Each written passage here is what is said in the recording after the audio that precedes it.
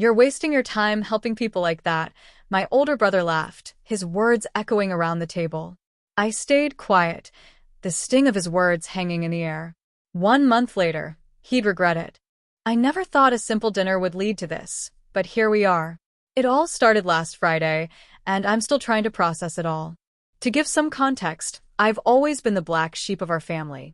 While my brother Jake took over the family business after our father's passing, I went down a different path, one that didn't involve following in the footsteps of the rest of my family.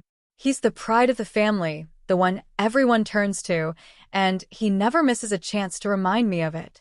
I'd been doing fine for myself, but I wasn't the one people expected to pick up the bill when we went out. That was usually Jake. Friday night was supposed to be a celebration. Jake had been bragging about a massive contract he'd landed with a big tech firm. In his words, it was a game changer. I decided to treat the family to a nice dinner at an upscale restaurant in downtown Denver. My mom, Linda, was there, along with Jake, his wife Sarah, and their young son, Tyler. Tyler, at 10 years old, was the only one in the family who didn't care about business deals or status.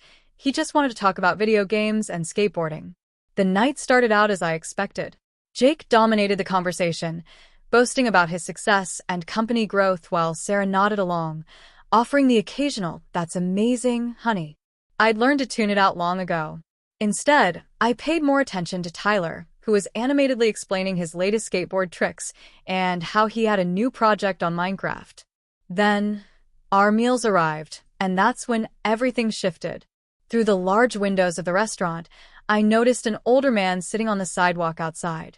His clothes were tattered, and he had a small cart beside him. It was clear he was homeless, his weathered face crinkling as he shivered against the evening chill. I couldn't just ignore him. I quietly signaled the waiter, asking to add a soup and sandwich to my order, to go. I didn't expect anyone to notice, but Jake caught my eye with that smug grin of his.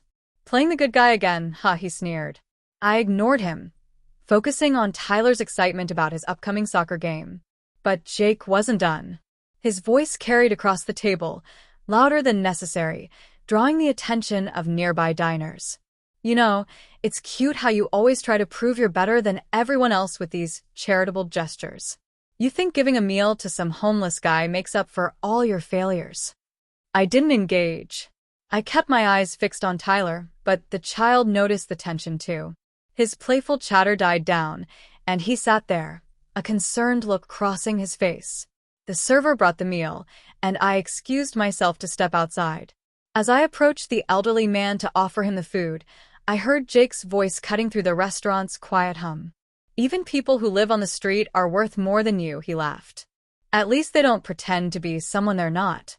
I handed the man the food, and as he thanked me, I heard the laughter erupt from the table. My mother's nervous giggle, Sarah's high-pitched laughter, Jake's deep, booming laugh. It was like they had no clue or just didn't care. Only Tyler remained silent, watching with wide eyes, his concern now turning into a mixture of confusion and discomfort. I returned to the table, and the meal went on in an awkward silence. Jake continued his monologue about his success, throwing in jabs about my charity work, each comment timed for maximum laughter. Tyler pushed his food around on his plate, his enthusiasm for the evening completely gone. When the bill came, I silently reached for my card and paid. Jake didn't even notice. He was too busy talking about his next business when, as I stood up, Sarah didn't even look up from her phone to say, "Thanks." Tyler, however, did. He jumped up and gave me a tight hug, and I returned it, holding him for a moment before setting my card down on the table. "Thanks for dinner," I said softly, walking out of the restaurant. They didn't understand. Jake probably thought I was being dramatic. But what he didn't know was that I spent the entire weekend digging into things I'd ignored for far too long. Jake had been running the company for years, but I'd always supported him, believing in our father's legacy. I decided it was time to see how that legacy was really being managed. As I walked past the elderly man on the street again, he had wrapped up the sandwich I'd given him earlier and thanked me again. He told me he used to work for my father back in the day, and I felt a pang of regret. I had to do more for people like him. I handed him my business card, offering my help if he ever needed it. That night, I made some calls. The next week would be the turning point. Update 1. After a week of digging into records and consulting some old associates of my father's, I found the truth. Jake wasn't just overstepping his bounds. He had been stealing from the company. It was worse than I thought. There were small discrepancies at first, but they grew more obvious the deeper I looked. Jake had been siphoning off millions in consulting fees, creating shell companies to funnel money into personal accounts. The worst part? Some of the money he used came from my investments in the company. I had always trusted him, helped him expand, never once questioning where my money was going. Then, I received an email from an old friend of my father's, Eliza. She had handled some of the business paperwork over the years and was the one who brought the discrepancies to light.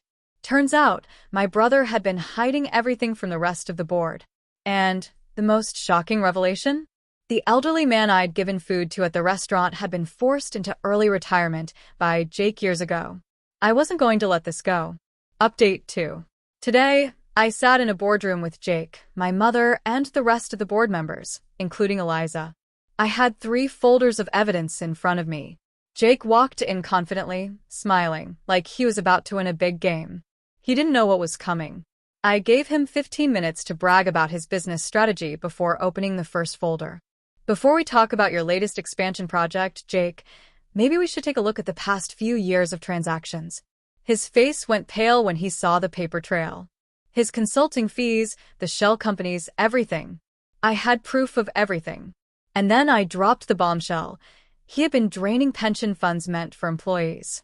The room went dead silent. Jake tried to explain himself, using emotional manipulation and deflection. It was all for the company's survival, he said. But his mask cracked when I mentioned the yacht he had recently purchased with company funds. The yacht he hadn't told Sarah about. The entire meeting was a blur of accusations, and at the end, Jake was voted out as majority shareholder. The rest of the board saw the truth. Final update. It's been a month, and everything has changed. Jake's in deep trouble. The authorities raided his house, and they found more evidence of money laundering. Sarah divorced him after finding out about his offshore account and his secret girlfriend. As for the company, I've turned it around. I've made it an employee-owned corporation, giving long-term workers shares. The look on their faces when they realized they were now owners, not just workers, priceless. Jake tried to make a deal with me, offering to make things right, but I forwarded the message to the authorities. He's facing 15 years in prison. And as for Hazel, Tyler's future is secured. I set up a trust fund for his education, one that Jake can't touch. Karma doesn't always take the high road, but sometimes it works exactly as it should.